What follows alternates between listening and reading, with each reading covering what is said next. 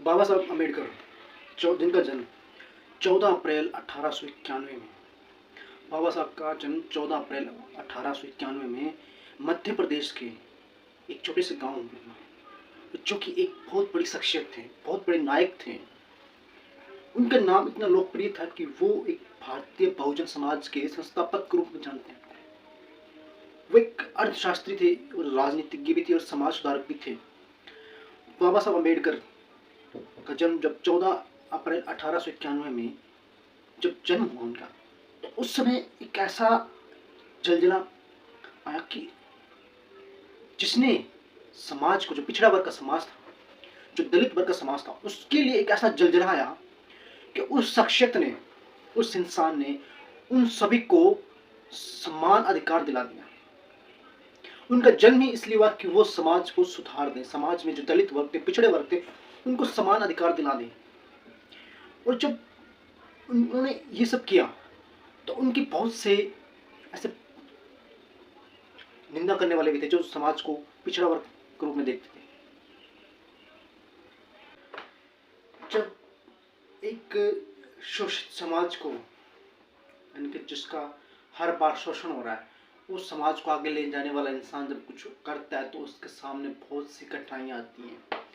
बाबा साहब ने उन सभी कठिनाइयों को दूर किया। उन कठिनाइयों से लड़ते हुए उन्होंने अपने जो लक्ष्य था, उनका लक्ष्य था कि सभी का समान अधिकार मिले, सभी को समान अधिकार मिले। और जब हिंदुस्तान आज़ाद हुआ, 15 अगस्त 1947 को जब हिंदुस्तान आज़ाद हुआ, तो हिंदुस्तान के सबसे पहले कानून मंत्री उनको बनाया गया, क्योंकि वो बहुत ज़्यादा पढ़े लिखे इंसान थे, बहुत ज़्यादा ज्ञानी थे, विद्वान थे। तो उनको उस समय हिंदुस्तान का कानून मंत्री बनाया गया। और 29 अगस्त 1947 को बाबा साहब अम्बेडकर ने जो भारत के लिए संविधान लिखा था, वो भारतीय सरकार को सौंप दिया, जिसको 26 जनवरी 1950 को भारत का संविधान लागू कर दिया गया कि इस संविधान के तहत सभी को ये कानून अधिकार मिले हैं और ये उनके कर्तव्य हैं। और बाबा साहब ने कैसा जटिल संविधान को बिल्कुल सरल लिख दिया था। उन्होंने हर उस इंसान के लिए उसमें अधिकार दिए जो हिंदुस्तान का वासी था, हिंदुस्तान में रहने वाला था। क्योंकि उनकी सोच सिर्फ एक ही थी कि अपने समाज को आगे लेके जाना, अपने समाज के लिए कुछ करना। क्योंकि हमारा जब पिछड़ा वर्ग का समाज था, वो तरक्की करेगा तो हिंदुस्तान अपने आप तरक्की करेगा। क्योंकि जब किसी देश के नागरिक तरक्की करते हैं तो उस देश में तरक्की होना लाजमी है। जब उनको कानून मंत्री बनाया गया तो उनके पीछे कुछ ऐसे लोग भी थे जिन्होंने उनका विरोध किया, लेकिन वो अपने उस जो मकसद था उनका, जो लक्ष्य था उनका कि समाज को सुधारना है, उसको उन्होंने कभी छोड़ा नहीं। वो समाज को आगे लेते गए। और 14 अक्टूबर 1956 को उन्होंने सभी औपचारिकता पूरी करते हुए बौद्ध धर्म को अपना लिया,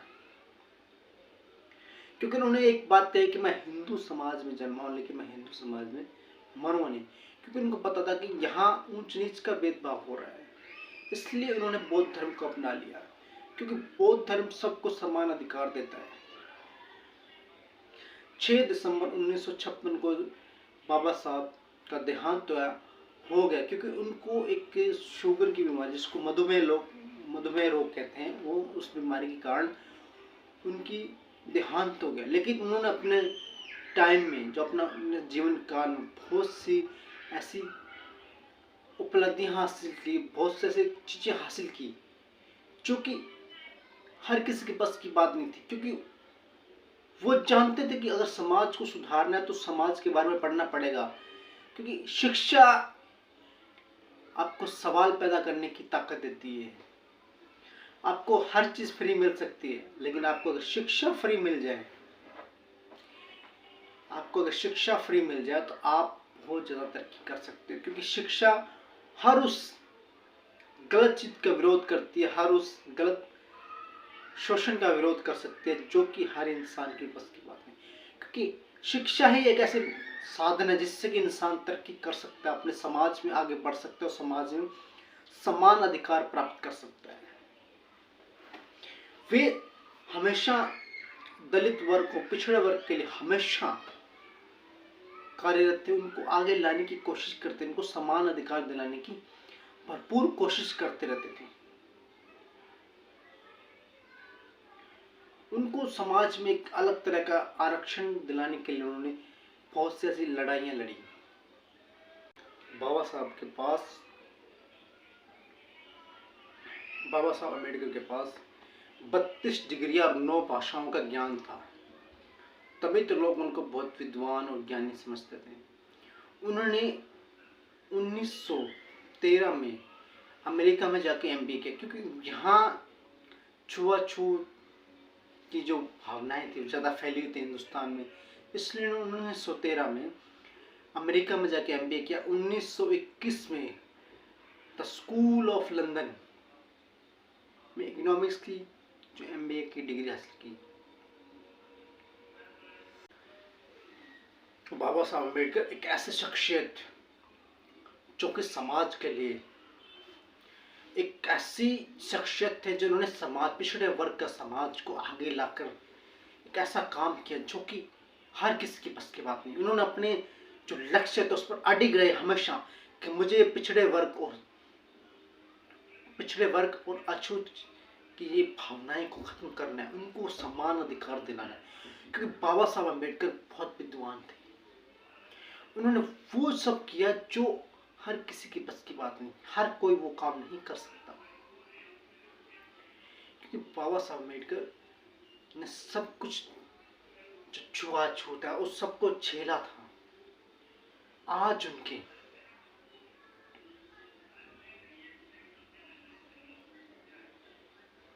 बाबा साहब अम्बेडकर के 132वें जन्म पर, 132वें जन्म पर, उनके जन्म दिवस पर हमें समाज में जो अभी तक उनके कारण जो भी कुछ छुआछूत की भावनाएं उनको खत्म करना होगा। और उनके 132वें जन्म दिवस पर हमें प्रण लेना होगा कि हम अपने समाज, पिछड़े वर्ग के लिए कुछ ऐसा करेंगे जिससे कि समाज की भलाई हो। एक बार फिर से मैं आपको बाबा साहब अम्बेडकर के 132वें जन्मदिन की हार्दिक शुभकामनाएं देता हूँ, ताकि हमारा समाज एक ऐसे महानायक के कारण उसमें कुछ बदलाव आए थे। आप सभी का इस वीडियो को पूरा देखने के लिए प्रेम पूर्वक धन्यवाद। और मैं आपसे एक ही बात कहूँगा कि समाज में जो आपके से जो आसपास देखिए कि छुआछूत की कोई भावनाएं हैं, उसको आप हमेशा के लिए खत्म कर दीजिए और उनके सिद्धांतों पर चलिए। जो उन्होंने कार्य को पूरा नहीं कर पाए, जो काम उन्होंने अधूरा रह गया था, उनको कुछ थोड़ा बहुत कार्य, उस कार्य को आगे बढ़ाएं। आप सभी को एक बार फिर से बाबा साहब के 132वें जन्मदिन की हार्दिक शुभकामनाएं। जय हिंद, जय भारत, जय भीम।